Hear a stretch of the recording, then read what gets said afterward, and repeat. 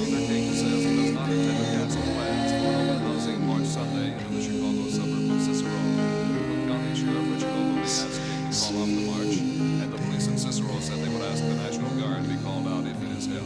King, now in Atlanta, Georgia, plans to return to Chicago Tuesday. In Chicago, Richard Speck, accused murderer of 9 student nurses, was brought before a grand jury today for indictment. The nurses were found stabbed and strangled in their Chicago apartment.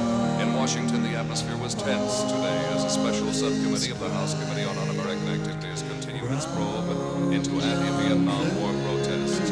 Demonstrators were forcibly evicted from the areas where they began chanting anti-war slogans. Former Vice President Richard Nixon says that unless there is a substantial increase in the present war effort in Vietnam, the U.S. should look forward to 5 more years of war. In a speech before the Convention of the Veterans of Foreign Wars in New York, Nixon also said opposition to the war in this country is the greatest single weapon working against the U.S.